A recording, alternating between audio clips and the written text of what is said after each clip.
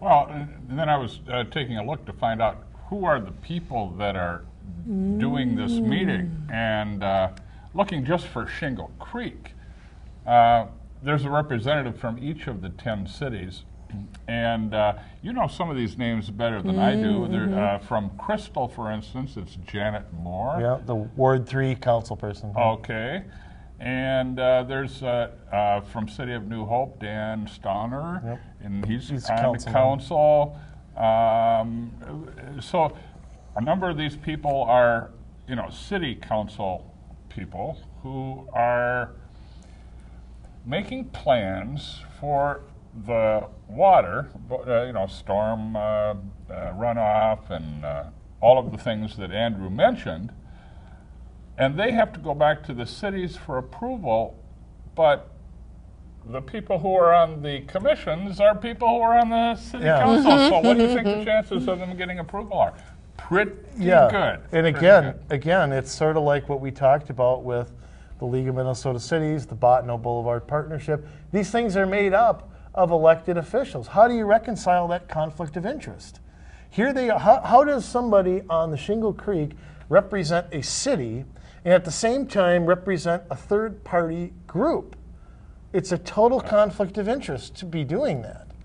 And again, I mean, we have it with our fire board, we have it with Minnesota School Districts Association, all of these groups. Economic Development Authority. Yeah, well. And I asked about that before. I did ask my city manager, and she said that it's legislatively approved that the city council can be on the Economic Development Authority. Well, we'll get that in the next show. But yeah, you know, so again, these things, and even some things like in Crystal for Bassett Creek, we have a lady on who is, I have no idea who she is. That I don't know if she was appointed. I mean, I don't know her, but was she appointed? Was there a process? Is she an expert on something? But she's not a member of the council, and she's not a city employee. So how do you get on those commissions? I mean, what's the criteria for representing a city of 20,000 people on a committee? This commission, the Bassett Creek Watershed is 40 square miles. Yes. I mean, it is a chunk of land. Well, so Shingle Creek is, I believe, 43 square miles. So, I mean, yeah. And the question is, too, what are they doing with this money that they come up with? You know, what kinds of things... Do we want to know? Well, what kinds of things is the money being used for? And I ran across, for Shingle Creek / West Mississippi Watershed, just last year they were planning like 7 projects. And it does say that only 4 of those projects are moving ahead. The other projects were rescheduled later, so they've got a whole agenda coming up. Must not have gotten their stimulus money or something. But project number 1 has to do with Twin Lake wetlands improvement, just east of Crystal Airport, between 57th and 36th Avenues North. They're going to modify the outlet of wetland 27-0639W to reduce phosphorus export from the wetland to Upper Twin Lake construction. The phosphorus again. Yeah. Okay, that's just one project. So I wonder why they're using a sheet pile weir, whatever that is. What is a weir? I have no idea what a weir is. It's the guy from the Grateful Dead. So if they all talk and compare notes, why aren't they using the sand iron filter? Right. Which one costs more? Which one works? I'd like to see some comparative analysis here. Which one works? Which one, you know? Why did they make that choice? Yeah, then 2 other projects here. Conversion of existing dry pond to a wet pond. To provide phosphorus. What are they going to do, bring buckets over and make it a wet pond? I think so. Then down on County Road 10 and Interstate 694, they're going to construct a stream corridor improvements, including buffer installation, habitat enhancement, and there's so many, the re-aeration improvements. But number 4 that got on the list of things that needed to be done right now was, this is over in Minneapolis, 37th Avenue North between Penn and Knox. This project will abandon the roadway along 37th Avenue North and replace it with a bike/pedestrian trail and greenway. Now, let me ask a question. What is a greenway? Well, perhaps the fancy like word for, because I'm thinking they're going to put like grasses in there and that. But what I want to know is if they're blocking off the road, how are we supposed to drive to work? Right. I'm not riding my bike to work. Like no. I said, you're supposed to take public transit. So you're supposed to sell your car and get in the Minneapolis subway system or whatever. I suppose it dovetails with the 3 houses they took out and replaced with a 212-unit apartment building. Yeah, well, I'll tell you what. You think that's bad, get ready to feel worse. One thing about the Bassett Creek watershed is just like our cities, they're hoarding assets. They are growing at a rate far more than anything. And we've talked about this with cities, how they're buying property, they're growing in number. Sucking up all the available land. Right, and then, that comes off the tax rolls, and then it goes on, the rest of the burden falls on all the rest of us. Now, total assets. Now, one thing you got to know is you got to read comprehensive annual reports of these groups. Don't get stuck on their operating budget. Guess how, in 2005, the Bassett Creek Watershed Organization had $2.4 million in total assets. Now that's everything. That's equipment, land, everything you can think of. 2010, guess how much they have in total assets? 3 times that. You're close.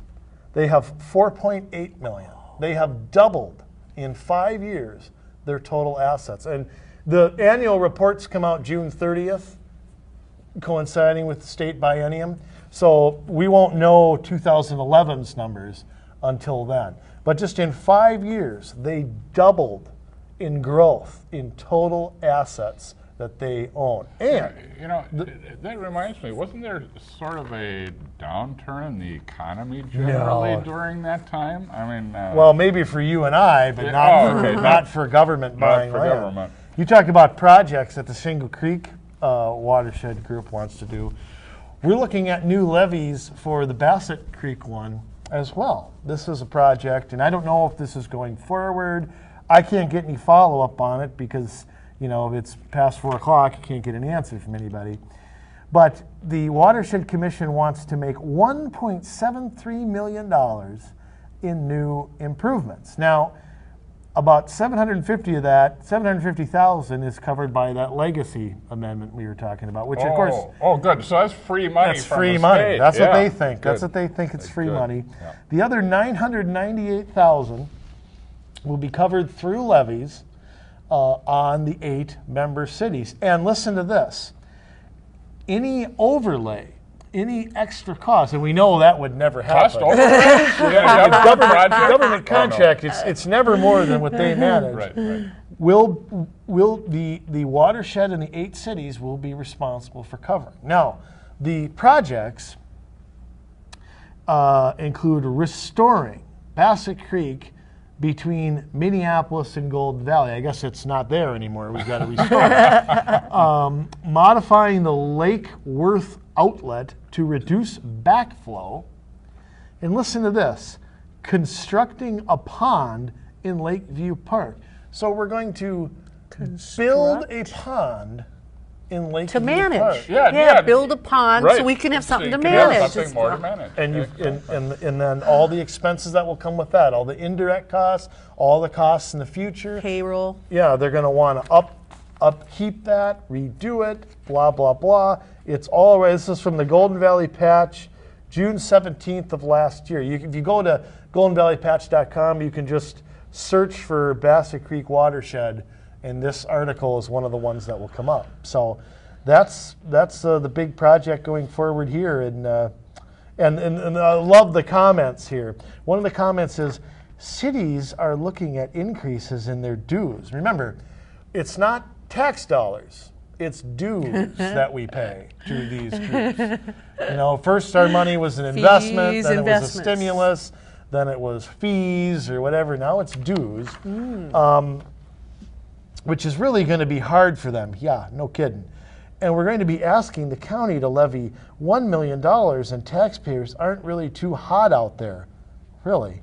So therein stems the concern. Well, yippee-ki-yay. what do taxpayers have to say about this stuff? I mean, taxpayers don't know. That's why we're exposing them on this program. Right. You out there, take a little time to find out where your tax dollars are going, because this is just another funnel through which the dollars are being pushed. Yeah, it's just one thing after another in Minnesota. It just never ends where your tax dollars, and it's hard to figure out, who do you hold accountable on this, good or bad? I mean, it doesn't have to be negative all the time, just most of the time. Well, when you get your property tax statement, they send a pie chart with it. Don't you read the pie charts? Well, I do. read the pie charts, but it didn't include all this stuff. Yeah, it's in the other. It's other special levies that, again, they have levy authority, just like the Met Council, just like your school districts, which have two separate levies, which most people don't know about. There's the capital levy and the operating levy. There's two different funnels of money. They have two different buckets. Well, another thing is just how much power do these organizations have?